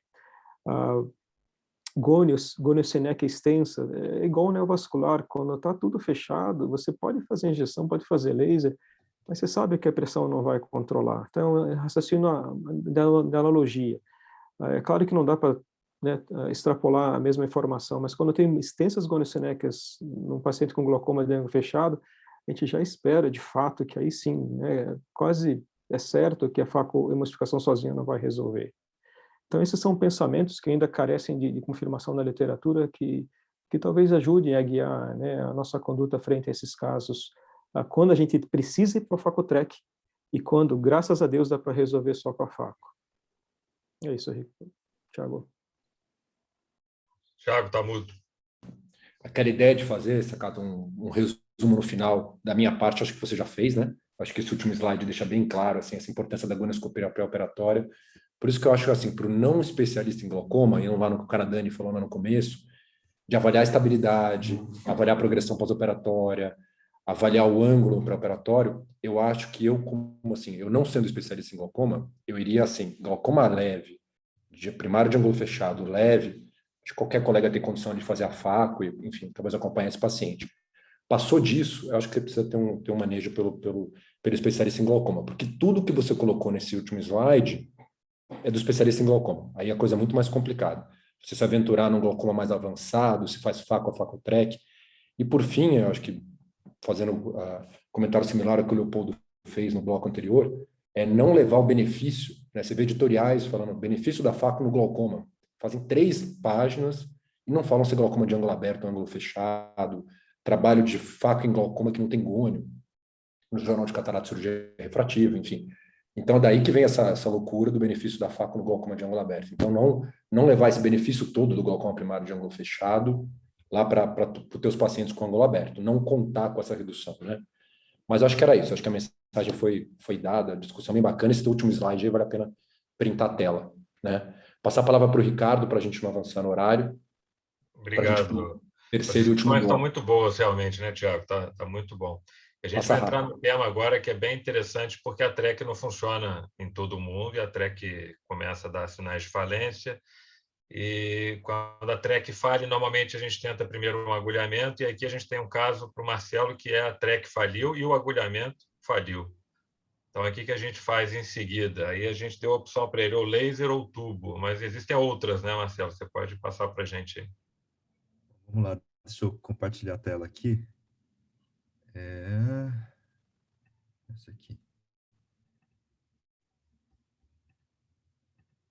Só queria chamar a atenção aqui que tem as diretrizes, né, da nossa sociedade brasileira de glaucoma. Isso aqui é a primeira página do site da SBG. Clicando em científico, você tem lá os consensos e as diretrizes. Dentre as diretrizes tem essa daqui, que é a de catarata em glaucoma de ângulo fechado, né?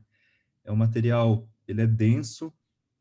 Esse não é aquele material que você vai ler uma única vez e está lido, você tem que ler 2, 3 vezes e vai voltar e vai ter que pensar um pouquinho, tá? Porque o assunto é complexo, mas o que o Sakata colocou, 3 situações hipotéticas, eu acho que chamou muito atenção, porque é o chavão da medicina, né? Cada caso é um caso, né? E outra coisa que eu queria acrescentar é que sempre olhar retrospectivamente vai ser mais fácil, né? Então, vem um paciente com uma falência de trabeculectomia aí você fala, pô, por que não foi feito tal coisa? Por que não foi feito tal coisa? Porque na hora, talvez a pessoa achou que não era o caso. Então, de novo, olhando retrospectivamente, fica mais fácil, né?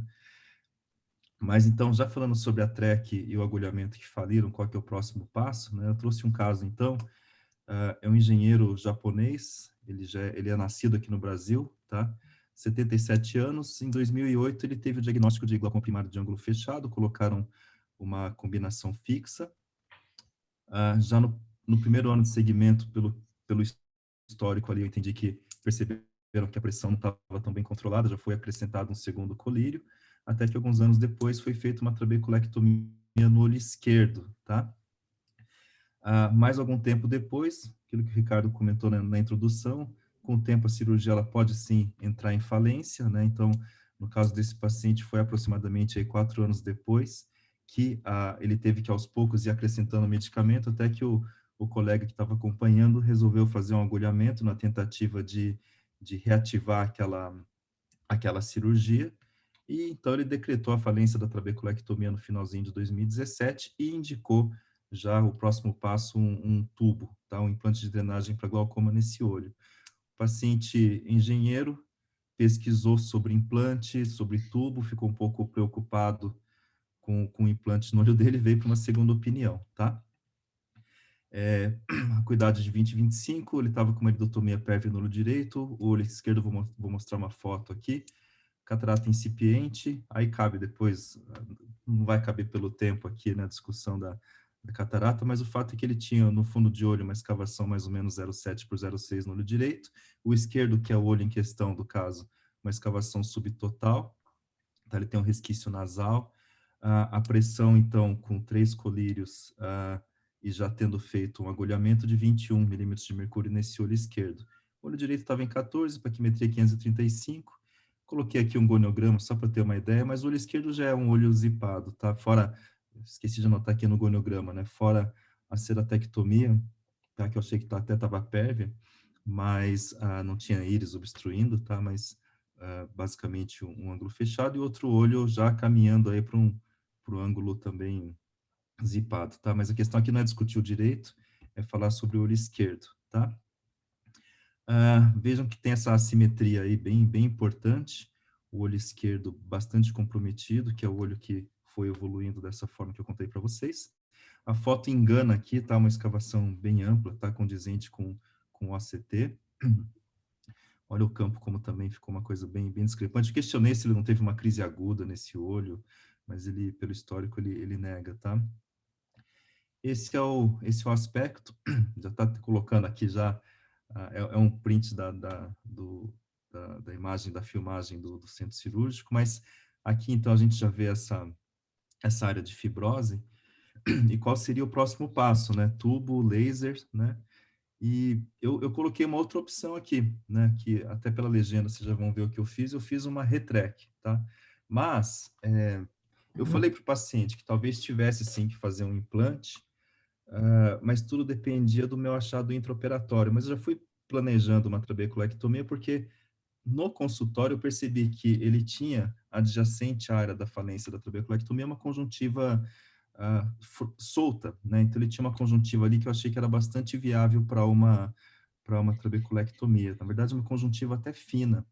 Então, já a primeira coisa que eu queria chamar a atenção, que eu acho que isso vai ser discutido, cada caso é um caso, depende da conjuntiva que você tem, e da extensão da trabeculectomia que entrou em falência, da extensão daquilo que sobrou como conjuntiva viável, tá? Eu não vou mostrar a cirurgia inteira aqui pelo avançar do tempo, mas olha, então tem essa aderência aqui, mas vejam que aqui do lado, ó, a conjuntiva tá bem frouxa, né? Então, aqui o que eu fiz? Um pouquinho mais para frente, eu não uso mais a tesoura para fazer esse movimento de secção aqui, de preparar o leito da trabeculectomia, eu uso uma Blumenthal, tá? Mas essa cirurgia, ela foi gravada em 2018, tá? Eu ainda usava essa tesoura aqui, mas hoje em dia é uma coisa mais delicada, né? Eu uso uma Blumenthal, justamente para evitar o que aconteceu aqui, né? A conjuntiva era tão fina e livre que ela rasgou aqui só nessa manipulação da tesoura, tá? Então, por isso que eu evito a tesoura nessa hora, mas só para chamar a atenção, tá? Porque no final, o que eu tive foi um aspecto que é isso aqui, tá? Então, vejam que o paciente, pelo menos, terminou bem a cirurgia com um bom aspecto, né? Mas o que eu falo é que a trabeculectomia, o segredo não é a cirurgia em si, né? É o acompanhamento do pós-operatório, né? Isso aqui é uma foto um pouco mais recente, conjuntiva bem fina do paciente.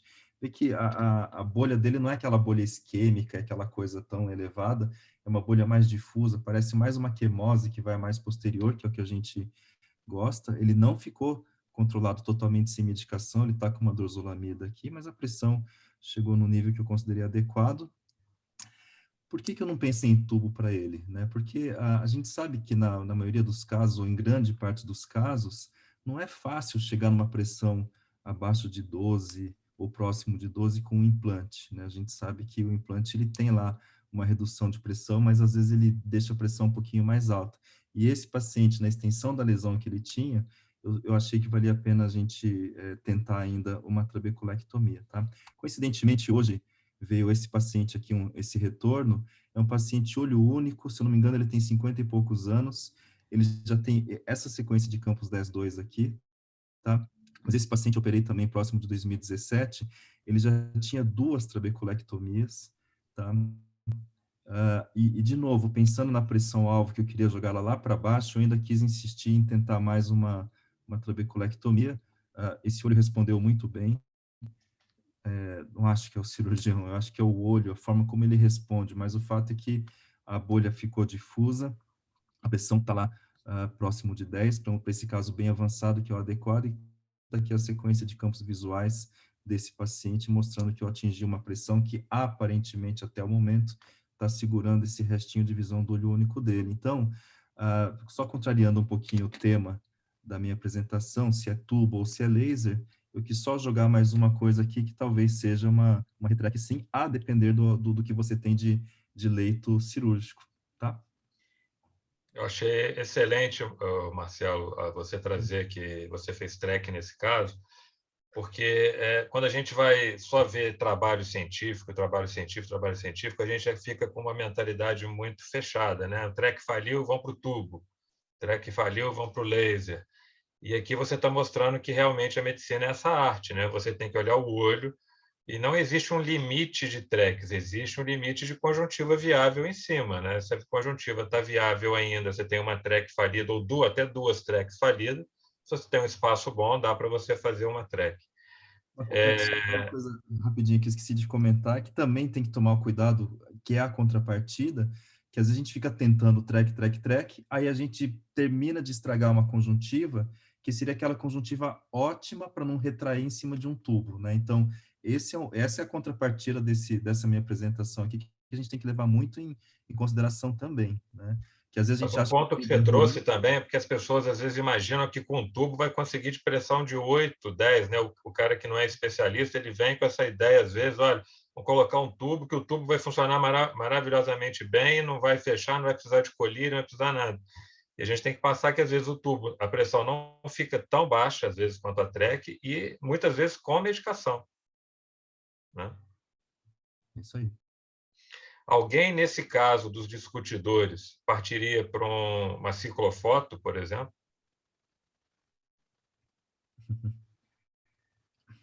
O Canadá ergueu o dedinho assim. Fábio, pode falar. Ricardo, eu sou da época da Santa Casa. Lá a gente fazia 1, 2, 3 tracks, às vezes até mais se desse, uma track em cima de track, porque não tinha o que fazer, não existia tubo, não tinha nada, e daí ia para crio.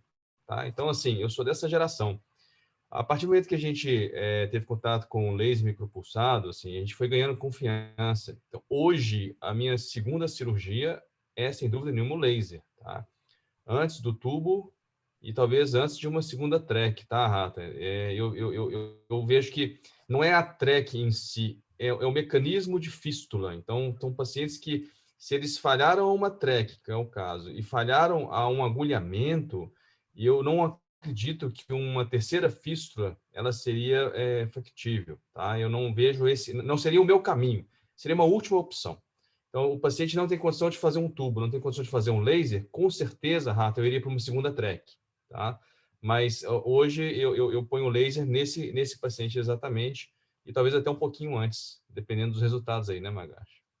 Ricardo, eu entendo o que você colocou, essa parte de individualizar, né? Então, o que a gente faz? A gente vai lá, estuda, vê o que tem de resultado, que se você for pegar é tudo muito parecido. Em glaucoma refratário, que você consegue com ciclofoto, com tubo, com agulhamento, né, no paciente que, enfim, que a TREC durou um tempo razoável, é tudo muito parecido. Se você pegar a análise de sobrevivência lá, porque são óleos ruins, né? Então é tudo muito parecido e nada muito bom, né? Então, esse caso específico do Ratanaka, esse caso, talvez eu tentasse, porque ele conseguiu controlar ali com a TREC 4 anos, tá certo, Ratanaka? Uma TREC que durou ali, não foi uma TREC que fechou em 3 meses, né? E a gente tem casos ruins. O paciente você faz uma trabeculectomia e vê de um colega que durou 3 meses e fez 2 agulhamentos no intervalo de 2 meses. Aí o que o Canadani falou, o olho está te contando, às vezes o paciente fala isso, né? Eu tenho um engenheiro, paciente meu com ICE, que ele falou, doutor, não dá para fazer furinho no meu olho, vai por outro caminho. Esse caso ele é para ciclofoto, por exemplo, esse que eu comentei agora. Mas o do Ratanaka eu acho que daria para fazer. De experiência, o que eu tenho observado e bate um pouquinho com a literatura, eu faço muito laser, muita ciclofoto, e não só micropulsada, tá? Comecei a fazer slow burn, slow cooking tem uns anos e às vezes eu até me pergunto ali se fizer um head-to-head ali uma com a outra, não vai dar muita diferença. Mas vai dar diferença para a empresa, né? Que vende a sonda, mas para os pacientes, depois pegar a opinião do Leopoldo, o que ele acha, vai muito bem, tá? E tem começando a sair trabalho com slow burn também. Mas, enfim, meus pacientes mais novos, eu insisto em fístula. Então, eu insisto em tubo. Alguém de vocês tem experiência com implante do tipo halogen, que coloca subconjuntival para criar espaço, alguma coisa? Não. Eu tenho usado o halogen já há algum tempo, sem nenhum conflito de interesse aqui, mas é uma coisa que, quando você coloca embaixo da conjuntiva, ele tem uma ação interessante nesses casos de retrec, entendeu? Ele cria uma bolha desse jeito que você... É lógico que a gente consegue essas bolhas sem o halogen também, mas nesses casos onde já tem uma vascularização intensa, uma fibrose ali do lado, a memória do fibroblasto pode ser ruim, e você colocando um dispositivo desse, você tenta mudar a memória do fibroblasto para cicatrização ali. Então, eu tenho uma experiência, não tem ainda nada publicado nesse sentido, mas é uma coisa que pode ajudar, entendeu? É uma opção que pode ser feita. O Rafa, paciente com 77 anos, você não pensou em associar, fazer uma combinada nesse caso? Exato. Esse é outro ponto que eu acabei não comentando. Eu cheguei a cogitar sim, até por isso que eu comentei, mas eu passei um pouco rápido aí na questão do ângulo, né? Mas eu vou ser sincero, nesse caso, é tão avançado, você viu aquele campo ali, daquele jeito, aquele OCT todo comprometido, eu quis meio que dar aquele tiro para acertar, né? E já reduzir a pressão. Mas eu entendo, e eu acho que essa é colocar a mão na minha consciência, colocar a mão à palmatória, que possivelmente mais para frente ele vai ter que fazer essa faco, e nessa hora talvez eu acabe condenando a minha própria cirurgia, né? Então esse é outro lado da moeda. Mas naquele momento da cirurgia eu falei, não, preciso já reduzir essa pressão e pronto. Essa é uma outra pergunta interessante, Rata, é quando você vai operar a faco no olho que está com uma fístula funcionante. Vocês fazem alguma coisa para manter a fístula, injeção de mitomicina intraoperatória, alguma coisa assim? Eu faço injeção de mitomicina, né? E eu deixo o corticoide como se eu tivesse feito uma trabeculectomia. Tá?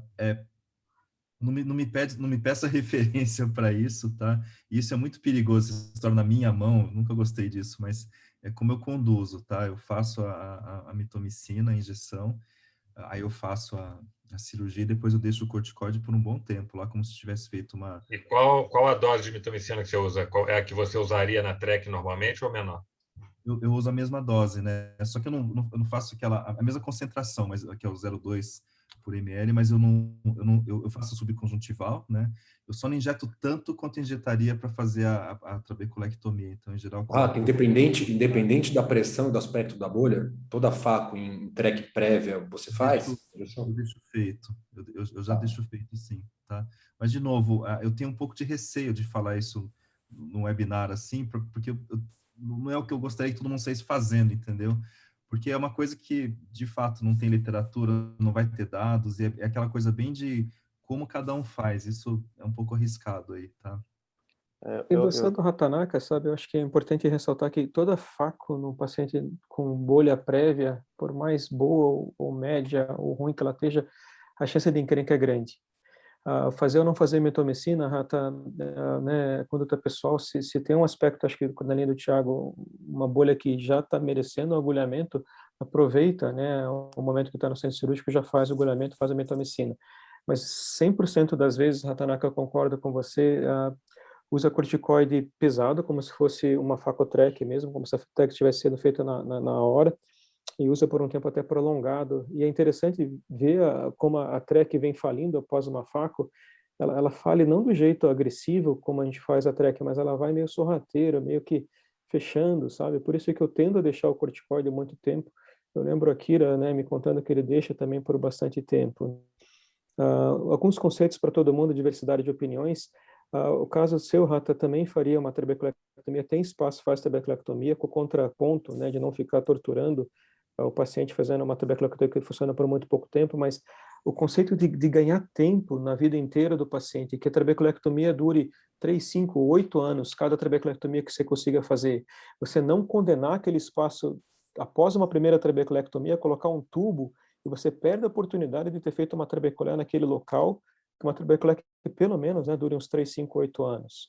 E daí depois você vai para as outras coisas, tubo, ciclofoto. Então, o meu pensamento, não que esteja certo, esteja errado, viu, Canadani, mas é mais clássico, é mais tradicional. Poxa, dá para fazer a ciclofoto depois de uma segunda ou até de uma terceira trabeculectomia. Se essa trabeculectomia dura 3, 5 anos, faz depois. Se o paciente tem toda a expectativa de vida, sabe, eu prefiro deixar para depois. É óbvio que tem os ônus e prós e contras, né, de uma endoftalmite a médio e longo prazo e tudo, mas se a gente consegue deixar a trabeculectomia e ganha tempo com isso, vamos ganhando todo o tempo que a gente tem disponível. Lembrar que se a conjuntiva estiver ruim em cima, o tubo a gente consegue fazer nasal inferior, né? Então, a gente tem a opção de tentar a trek em cima. A minha conduta é sempre tentar uma trek que está falida, muito ruim, e veio de outro colega, a gente não sabe como foi a cirurgia. Aí, se eu tenho espaço, eu acabo tentando uma nova trek do lado ali, com a técnica do jeito que a gente gostaria que fosse. Realmente, se falir, a gente tem espaço para fazer um tubo ali do lado, ou se não, faz um tubo nasal inferior. Eu tenho gostado muito de colocar o tubo nasal inferior. Tá? Eu acho que ele fica mais escondidinho ali e ele dá um resultado bom também, porque você está uma conjuntiva totalmente virgem embaixo. Eu acho que tem caso teu... Esse caso seu... Desculpa, Thiago. Não, tranquilo. Não, você pode até responder junto, Leopoldo. Vocês não têm caso que vocês têm pulado o tubo? Porque assim, a minha percepção é muito diferente, assim. Então, eu não sei... Eu ia falar exatamente... Eu não sei se um cara de 80 nesse assunto. anos, eu ficar insistindo em fístula, eu pelo menos, né? Por exemplo, esse paciente de quase 80 anos, se eu não fosse fazer a retrec, eu não faria tubo, e o Thiago, né? De jeito nenhum. Eu não sei se foi percepção da pandemia, estou fazendo uma coisa, uma anedota aqui, né? Na pandemia eu não queria ter tanto pós-operatório. Então, acho que eu fiz muito mais ciclofoto micropulsada do que eu fazia no ano anterior, né? E eu acho que a impressão foi tão boa no consultório, você vê um paciente falar, volta daqui a 3 semanas, e não tirar ponto, enfim. O que você acha, Leopoldo? Eu ia falar exatamente isso, na verdade. Esse caso do Rata aí dá um pouquinho menos discussão, porque a gente pegou um caso que teve uma trek funcionante por um longo período, com uma conjuntiva boa, com um campo desse tamanhozinho. O que deixa a pressão baixa para esse nível? Trek. Mas vamos supor um outro caso, que se você não tivesse um campo tão fechado como esse e a conjuntiva não tivesse tão boa, eu vou te falar que hoje eu consigo quase que contar nos dedos os pacientes que eu acabo fazendo o tubo. Hoje, basicamente, pelo menos na minha cabeça, eu acabo indo para tubo no lugar do laser. Depois a gente pode falar sobre tipos de laser, em casos muito específicos, que é o paciente com uveíte em atividade, ou seja, o paciente está com o olho inflamado, em que o laser a gente pode até piorar esse processo inflamatório. Às vezes, um paciente com glaucoma neovascular ativo, que você também precisa correr ali para fazer, e quase que eu vou esquecendo os outros. Então, o tubo acaba não sendo mais... Eu vou acrescentar óleo de silicone e pós-transplante. Eu não coloco tubo em pós-transplante. Então, exatamente, você não põe também. Exato, você tira tubo em pós-transplante. Não, eu estou falando os casos que eu coloco, eu faço. O resto tudo, eu prefiro fazer laser. Eu prefiro fazer laser primeiro. Eu acho que eu tenho a mesma sensação sua. Eu penso muito em fisiopatologia, da gente pensar. O que acontece na maioria dos pacientes com glaucoma? Você diminui a saída. O que a gente vai fazer? Abrir uma saída para algum lugar que não era para onde o líquido ia. Não acho, a gente está criando um subterfúgio que talvez a gente não mexesse tanto no que é o olho. E ainda, o Thiago acho que já me ouviu falar, o Fabinho também, se a gente fosse fazer a análise endotelial em todo paciente de implante de drenagem, igual foi feito com o Cypress, que é desse tamanhozinho colocado lá, provavelmente a gente não tinha nenhum tubo no mercado. Né? Estaria quase todo mundo com um déficit endotelial grande. E quem está mais tempo no mercado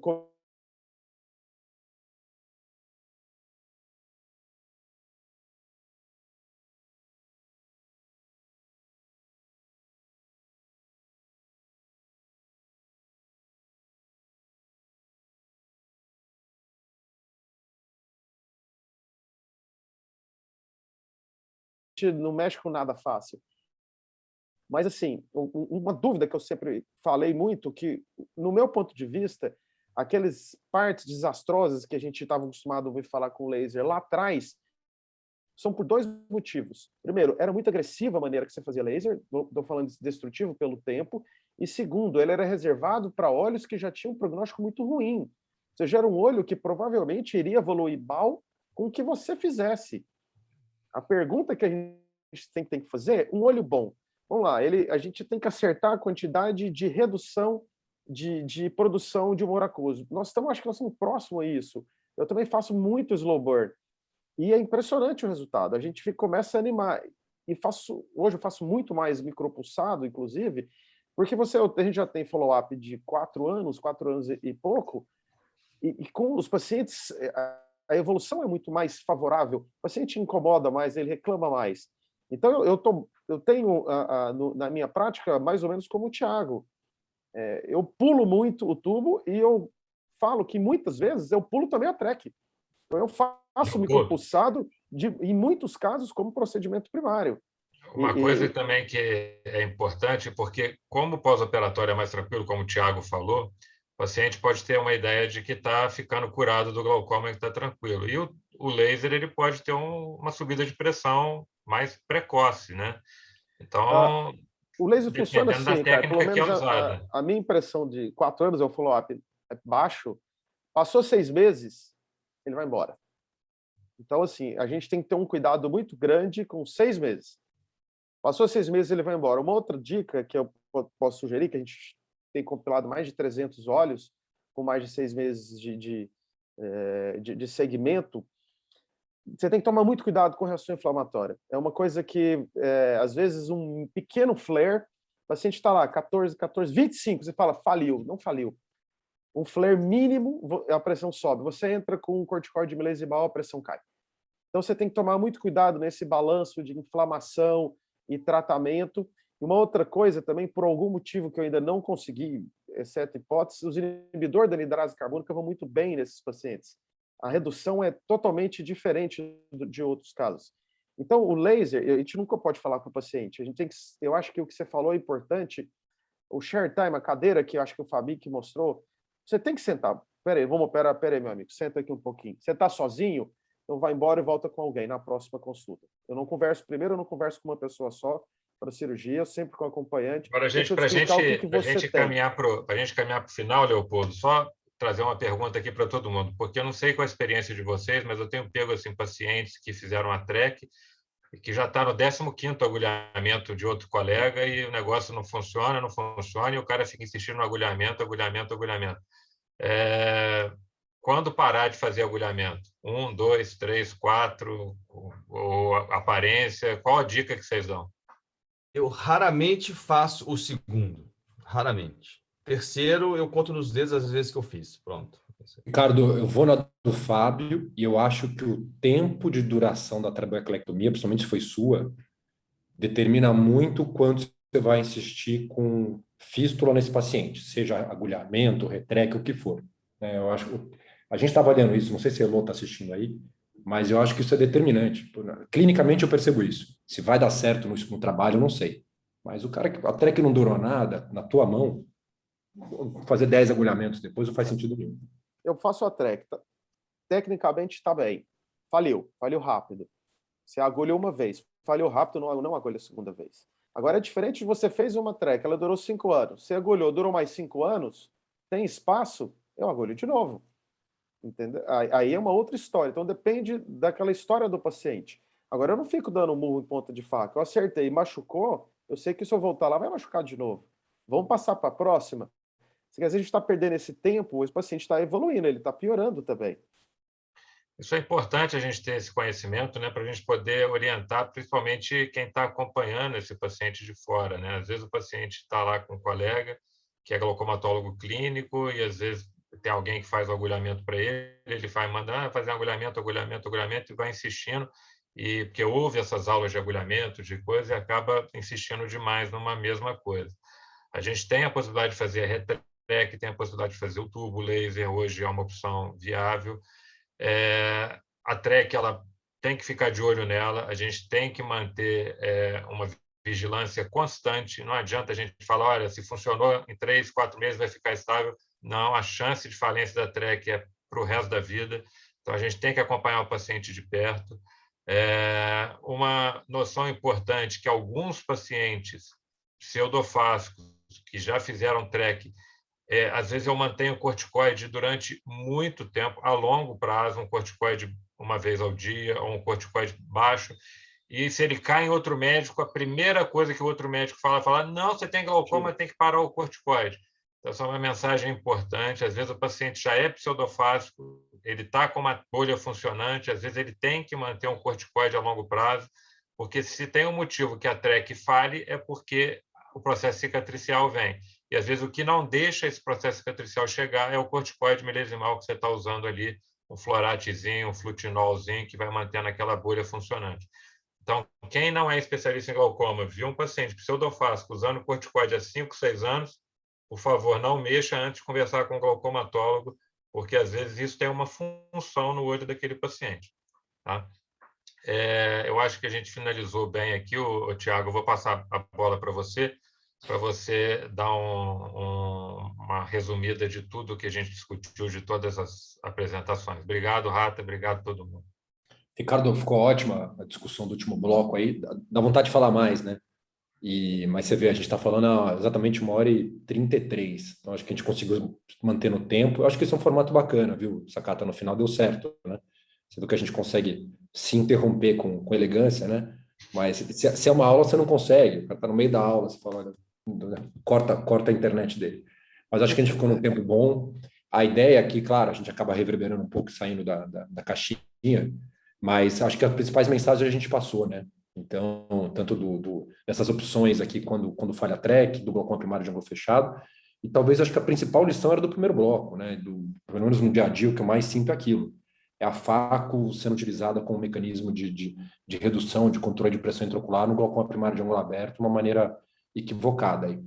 Agradecer muito a quem ficou até agora aí, agradecer a participação de vocês sempre, e, enfim, em novembro a gente vem aí a gente em outubro tem curso de OCT, a gente vai ter o consenso e a gente vem fechar aí com o Think Tank lá para novembro, tá joia? Pessoal, boa noite para todo mundo que ficou com a gente até agora. Chega de falar, vamos comer, né? Tchau, boa noite. Tchau, tchau. Obrigado. Gente. Boa noite, gente. Boa noite, obrigado.